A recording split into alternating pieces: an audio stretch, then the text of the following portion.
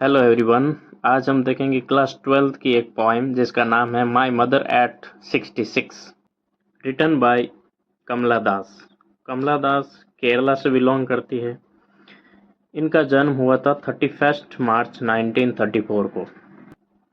ये पोम है जिस थीम पर बेस्ड है, वो थीम है मदर और डॉटर का रिलेशनशिप। इसके अलावा मोर्टेलिटी को भी ये शो करती है, एजिंग को शो करती है। ये इमोशंस के ऑर्डर का चेंज होना भी इसमें दिखाया गया है। चलिए शुरू करते हैं फिर पोम को। Driving from my parents home to Cochin last Friday morning.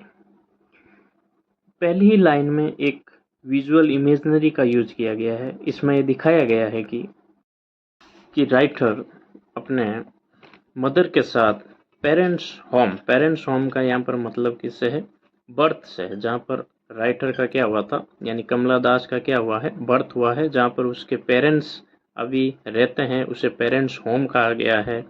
उसके अलावा वो कोचीन की तरफ जा रहे हैं, मतलब पेरेंट्स होम से कहाँ जा रहे हैं, वो कोचीन जाना चाहती है, लेकिन अभी एयरपोर्ट के लिए रवाना हुए हैं। और ये जो सीन क्रिएट किया गया है वो कार के अंदर का सीन क्रिएट किया गया है, जिसमें ऑथर और उसकी मदर दोनों एयरपोर्ट की तरफ जा रहे हैं।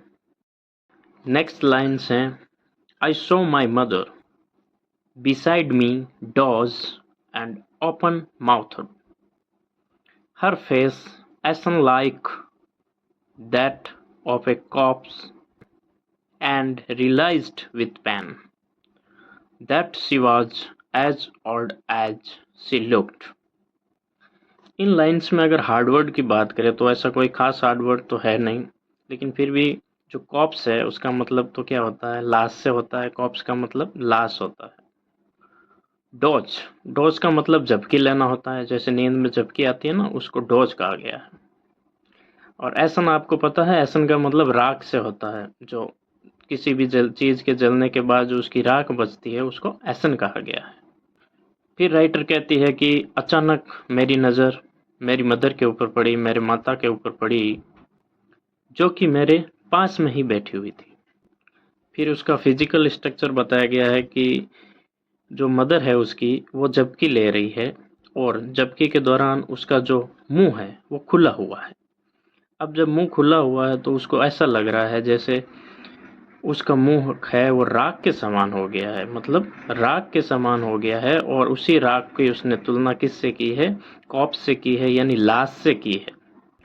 यहाँ हर फेस एसन लिखा गया है, लेकिन एक्चुअल में इसको कैसे पढ़ा जाएगा, हर एसन फेस पढ़ा जाएगा। एसन पहले आता है, फेस के लिए यूज किया है कि उसका फेस है वो जैसे एसन की तरह है, राख की तरह है, और वो कैसी लग रही है, जैसे एक कॉप्स हो, जैसे एक लाश हो।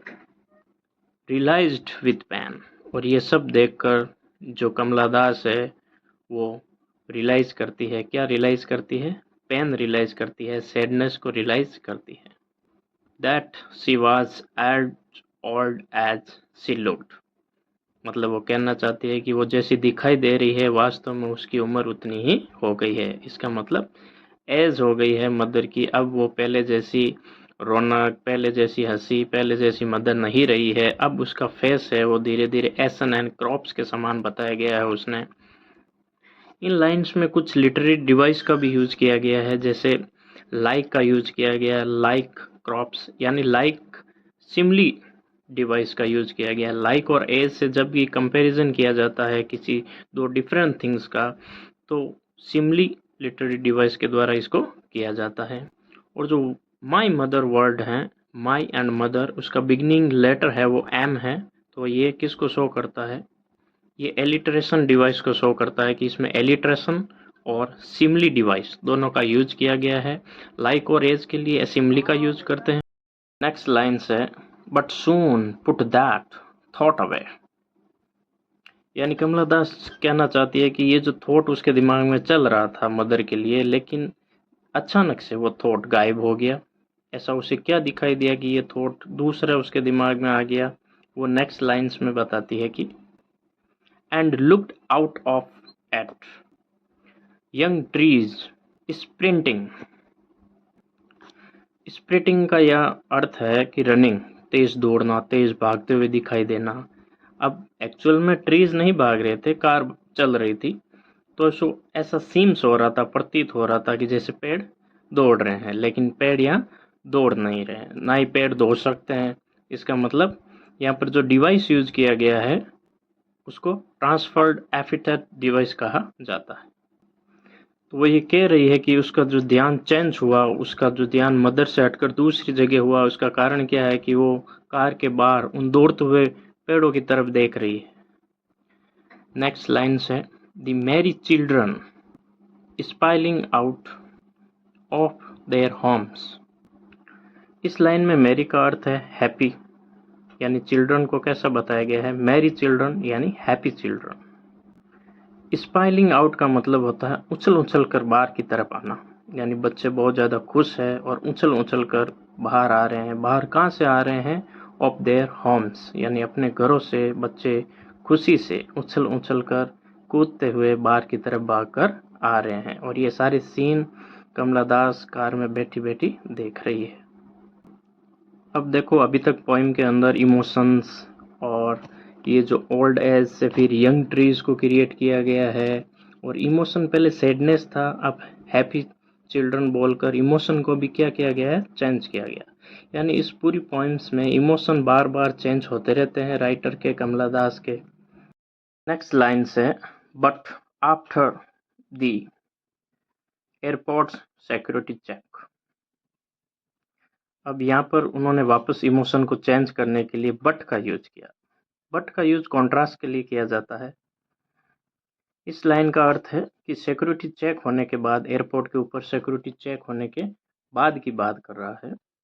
फिर लिखती है कि standing a few yards away, यानी कुछ ही दूरी पर उसकी मदर वापस वहीं खड़ी है एयरपोर्ट के ऊपर। फ्यू यार्ड्स यानी कुछ ही दूरी पर।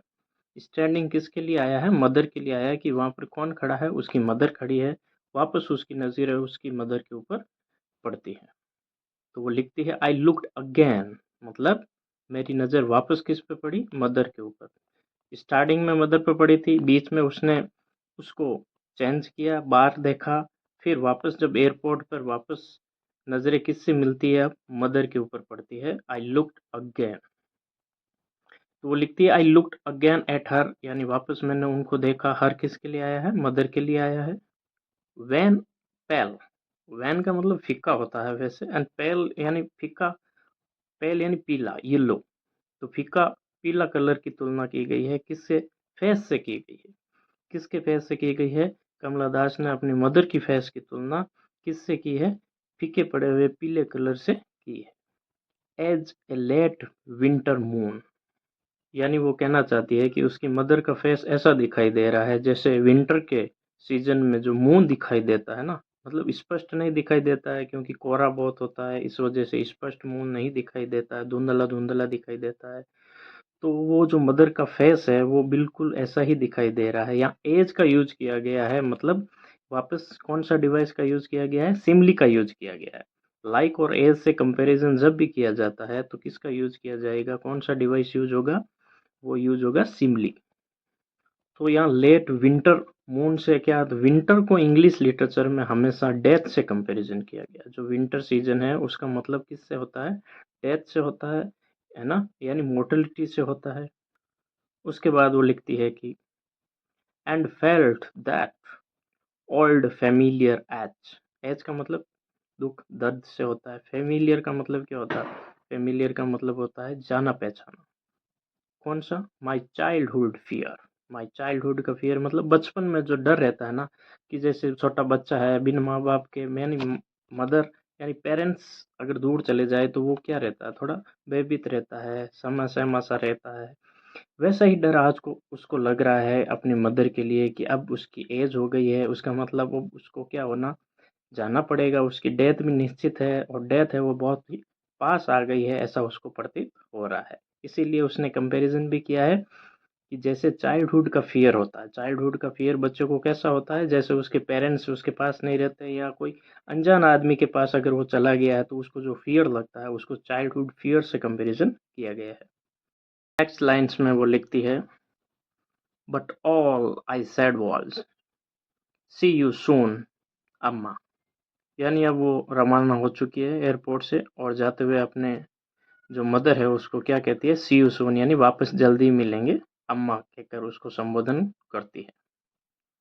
नेक्स्ट लाइन से all I did was smile and smile and smile, यानी स्माइल हैप्पीनेस की बात के साथ ही वो अपनी पोम को ख़त्म कर देती है। यानी जब उनसे बिछड़ती है, दूर जाती है, तो वो स्माइलिंग फेस के साथ जाती है ताकि अपनी मदर को एहसास ना हो कि उसके मन में जो दर्द है वो अपने चेहरे पे छुपाते हुए वो स्माइलिंग फेस के साथ अपनी मदर से अलविदा लेती है और वो कोचीन जा रही थी तो कोचीन ही जा रही। यही थी छोटी सी पोम थी कमला दास द्वारा लिखी गई, my mother at 66। I hope आपको समझ में आई होगी। लाइन बाय लाइन आपको 2-3 बार पढ़ने के बाद ये पूरी पोम बहुत ही ईजी है और अगर पोम समझ में आ गई तो इसके अंदर या इसके कहीं से भी क्वेश्चंस आ जाए आप बिल्कुल